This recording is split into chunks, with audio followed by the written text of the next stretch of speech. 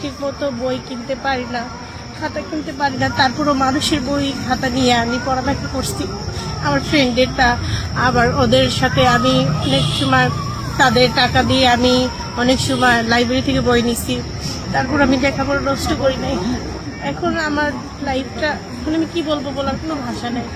আমি লেখাপড়াটা করার অনেক ইচ্ছা ছিল, ভাবছিলাম যে ভবিষ্যতে আমি অনেক ভালো কিছু করবো আমার বাবা মার জন্য, কিন্তু আজকে আমি করতে পারি নাই। কারণ আজকে আমার আম্মু চলে গেছে, আমার আব্বুর সাথে রাগারাগি করে, আর আমার আব্বুটাও অসুস্থ। আমার যার মতো কোনো জায়গা নেই আল্লাহ ছাড়া। প্রিয় দর্শক, আসসালামু আলাইকুম। দেশ ও প্রবাসে যে যেখানেই আছেন আপনাদের প্রত্যেককেই শুভেচ্ছা জানাচ্ছে। আজকে নতুন একটি প্রতিবেদন দেখতেই পাচ্ছেন, আমার সামনে একটি আপু আসছে আসলে স্কুল ড্রেস পরে। আসলে কেন এই অবস্থায় আসতে হয়েছে চলুন কথা বলে জানার চেষ্টা করি। আপু আসসালামু আলাইকুম। ওয়ালাইকুম সালাম। আপু আপনার নাম কি? আমার নাম সুমি। সুমি আপু, তো এই যে স্কুল ড্রেস পরে কি স্কুলে লেখাপড়া করেন? হ্যাঁ। তো স্কুল ড্রেস পরে আসছেন কেন? আপনার কাছে জামা কাপড় নাই নাকি? না ভাই, এটা আমার স্কুল ড্রেস, আমার অনেক পছন্দ। আর তাছাড়া আমি পড়ালেখা করতে অনেক বেশি ভালোবাসি। কোন ক্লাসে পড়েন? 9-এ। ক্লাস 9। পরিবারে কে কে আছে? পরিবারে এখন ওগুলো বললে আমার কষ্টের কথাগুলো বলতে পারি না আমি, কারণ আমার আব্বু ছিল, সে অসুস্থ, আর আম্মু এখন নাই ধরতে গেলেই, কারণ আম্মু আমার আব্বুর সে ছেড়ে চলে গেছে। আর কয় ভাই বোন আব্বুটা আপনারা? অসুস্থ। আমরা এক ভাই এক বোন। এক ভাই এক বোন। ভাই কি করে? ভাই ছোট না বড়? ভাই ছোট। আপনি বড়? হ্যাঁ।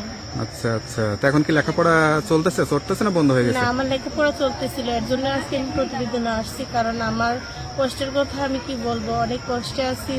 আমার লেখাপড়ার সময় ছিল, আমার অনেক আগ্রহ, অনেক ইচ্ছা, আমি ঠিক মতো বই কিনতে পারি না, খাতা কিনতে পারি না, তারপরও মানুষের বই খাতা নিয়ে আমি পড়ালেখা করছি।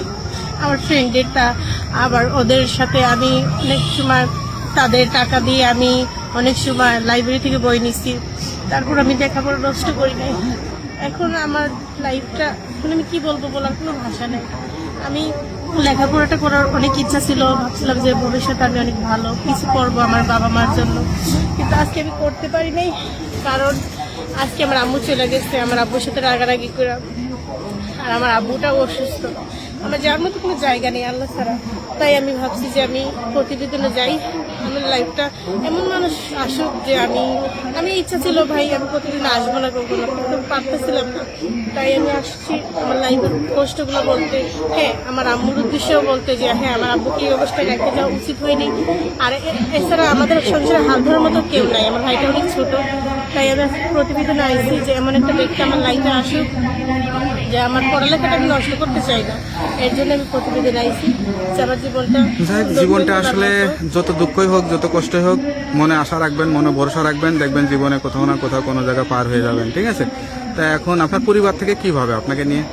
আমার পরিবারে আমার আব্বু তো অসুস্থ, এখন আমার চলার মতো কোনো মানুষ নাই, বা আমাদের পাশে থাকার মতো আমার আব্বুর মানে যারা দাদা দাদি এমন কেউ মায়া করার মতো কেউ আছে, এরকম আমাদের কেউ নাই।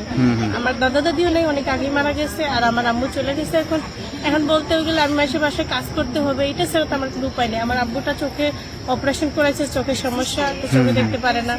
এখন এই কারণে আমি আজকে প্রতিবেদন এই লেখাপড়া করে শিখে তো আপনার আসলে একটা প্রতিষ্ঠিত হওয়ার একটা চিন্তা ভাবনা আছে, সেই আশাটা ধরে রাখবেন। প্রতিবেদনে আসছেন, অনেকেই হয়তো আপনার এই চোখের পানিটা বৃথা যাবে না, চোখের পানি দেখে হয়তো অনেকে যোগাযোগ করবে, বা আপনার সহযোগিতা বলেন বা আপনার দায়িত্ব বলেন, যেটাই হোক কেউ না কেউ হয়তো দেখবেন আল্লাহর রহমতের পাশে দাঁড়াবে। ঠিক আছে? আপনার মা বাপ তো জানে যে আপনি প্রতিবেদনে আসছেন, তাই না? না, আমার আম্মু চলে গেছে, তো আমি জানি না জানে কি না, এখন জানতে পারে। বাবা, আমার আব্বু জানে। বাবাকে বিয়ে শাদী করছে নাকি আবার? না না, আমার আব্বু বিয়ে করার মতো মানুষই না। তো যাই হোক, বাবাকে নিয়ে আসেন ভালো। আর অনেকে যোগাযোগ করতে চাবে, নাম্বারটা তো দেওয়া যাবে, তাই না? নাম্বারটা কি এখন দিবেন না পরে দিবেন? পরে। হ্যালো ভিউয়ার্স, আপুর আসলে কষ্টের কথাগুলো শুনতে পারলেন। একটা মেয়ে আসলে কতটা কষ্টে পড়লে প্রতিবেদনে আসতে হয়। সে ক্লাস 9-এ পড়ে। আসলে কেউ খারাপ উদ্দেশ্যে না ফোন দিয়ে সত্যিকার অসহায় ভেবে যোগাযোগ করতে যদি চান, অবশ্যই তার নাম্বারটা আমরা ভিডিওর মধ্যে দিয়ে দিব। ওই নাম্বারে যোগাযোগ করে আরও তথ্য, আরও খোঁজখবর নিতে পারবেন। আসলে ভিডিওতে সবকিছু বিস্তারিত ওইভাবে বলে বা জানাও সম্ভব না। তার মনের অনেক আশা বা তার ছোট ছোট স্বপ্নগুলো যাতে পূরণ হয় সেই দোয়াই করি। তা আপু নামাজ কালাম পড়বেন, আল্লাহর কাছে দোয়া করবেন। আর কিছু বলতে চান?